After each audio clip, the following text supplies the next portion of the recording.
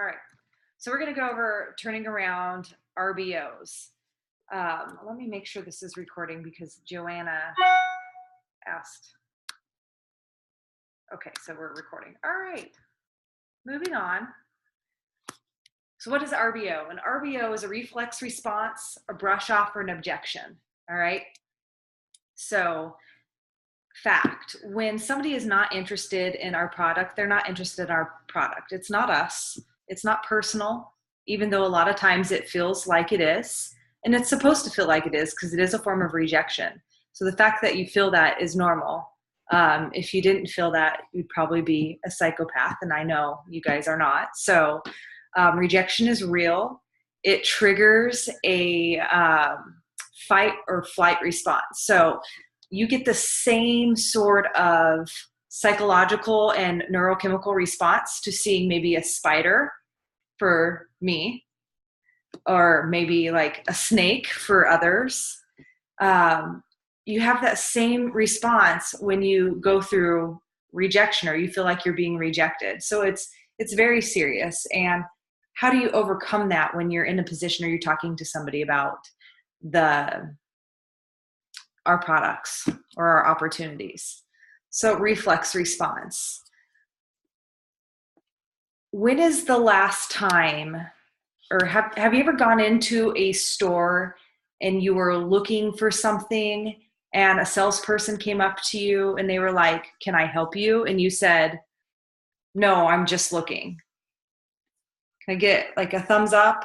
Or you're walking by somebody in the mall and those kiosks and they're trying to say, "Oh, let me, come here. Let me flat iron your hair. Or, you need to try this cream." And you're like, no, get away. You're trying to get away from them as fast as possible.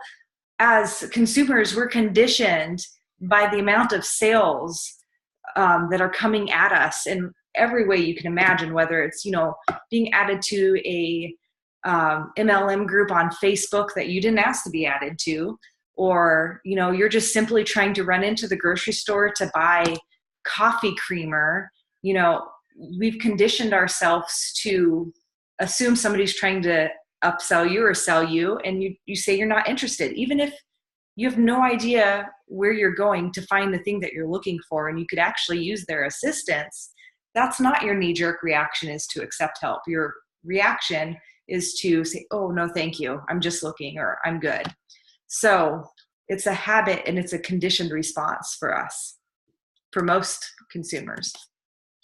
Brush offs are when you're presenting your opportunity, your product, or your business to someone, and they're like, "Hey, now's not a really good time, but please call me later."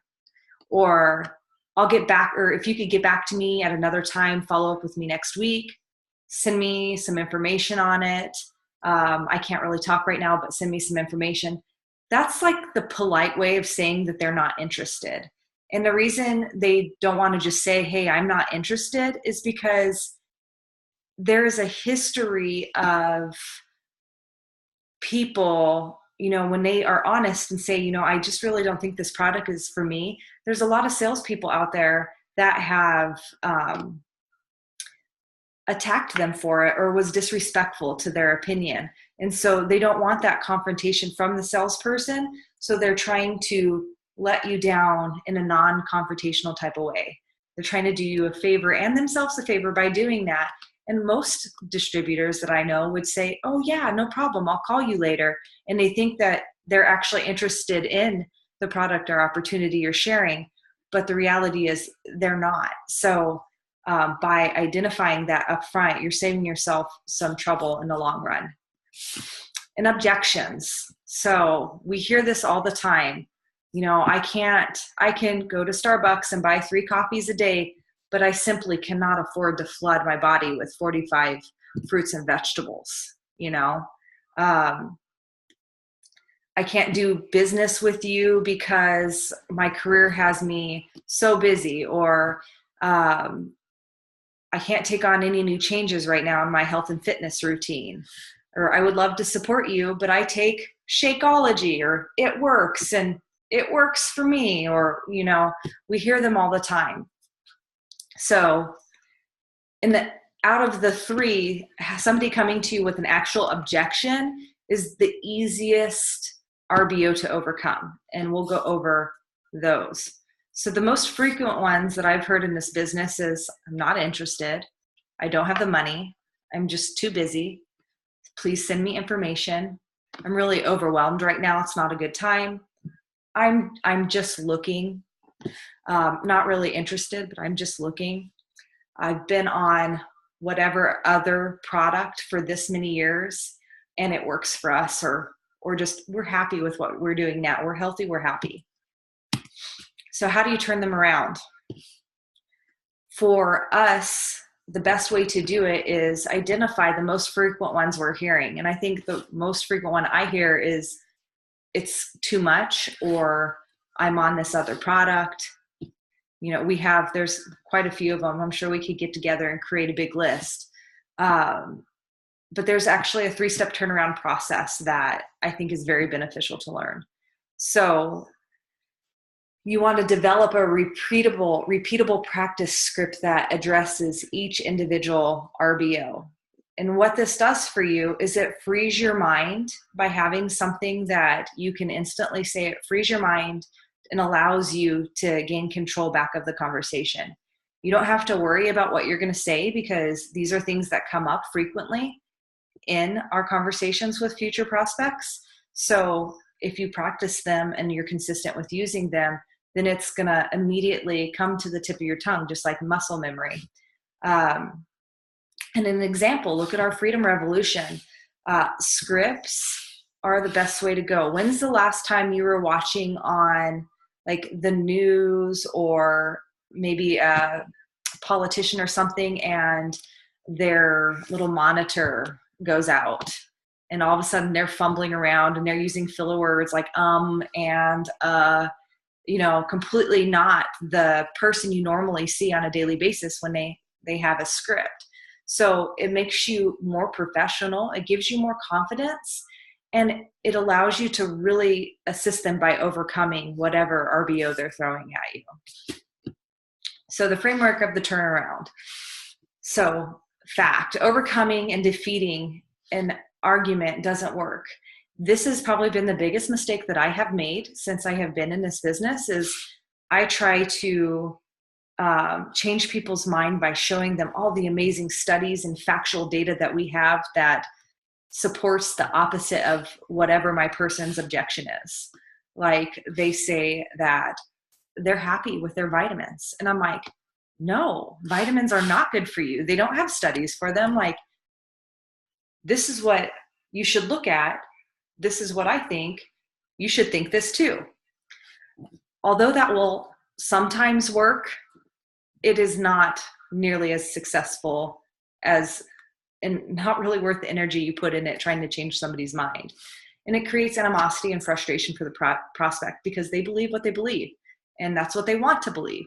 So who are you to try to change their mind?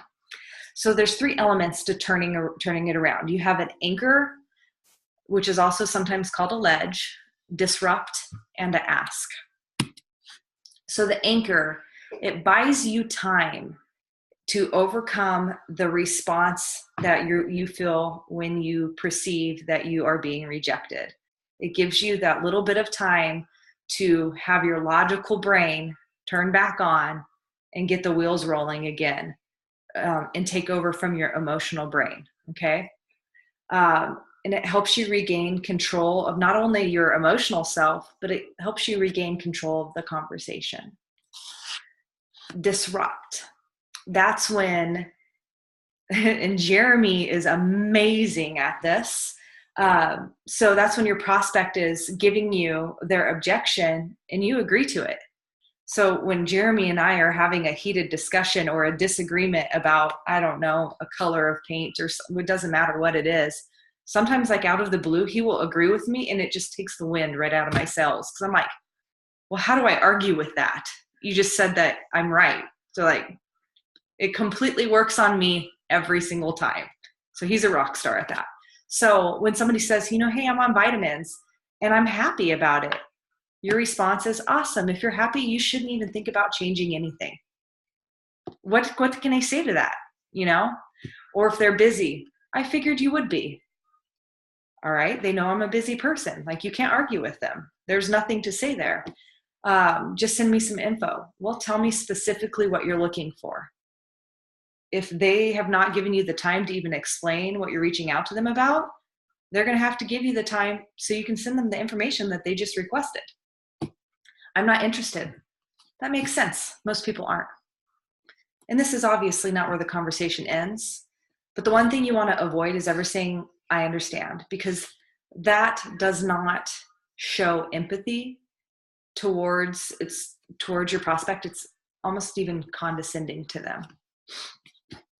So ask again for commitment, and that's their time or for, information from them.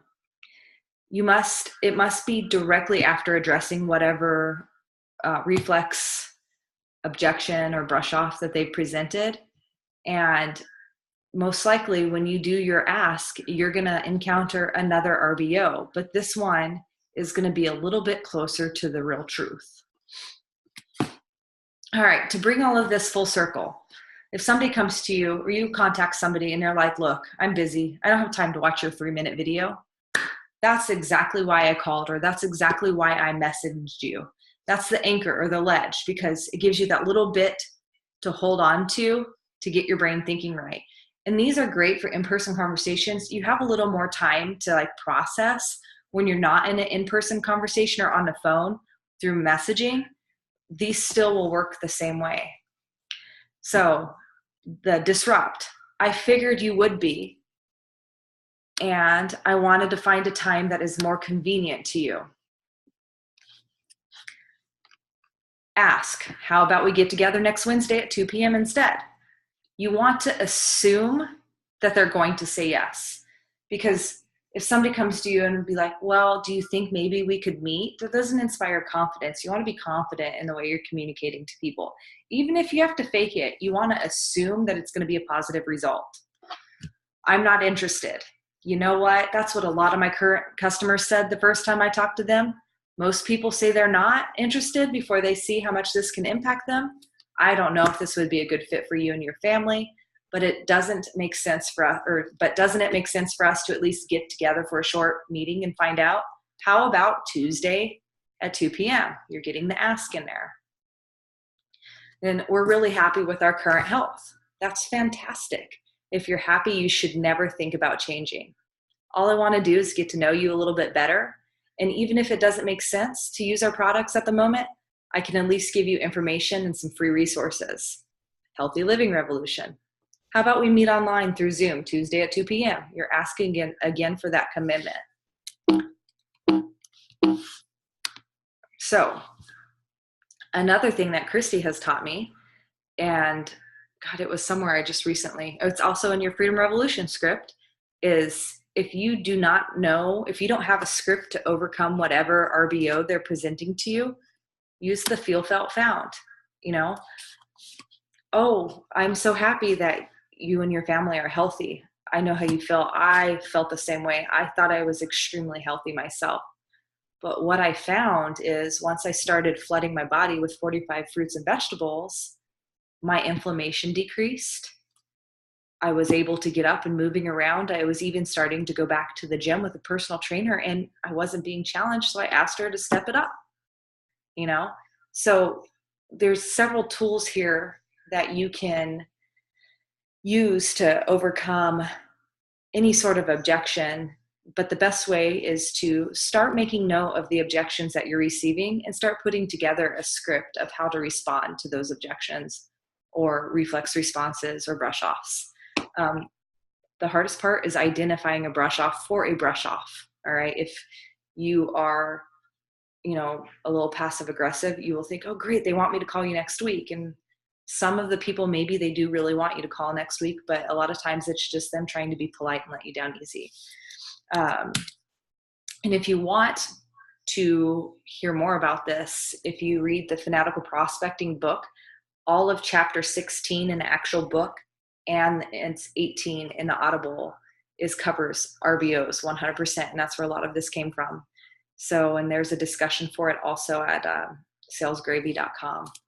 But with that being said, that is all I have here, and I'm trying to figure out how I get you guys back so I can unmute everybody. Does anybody have questions?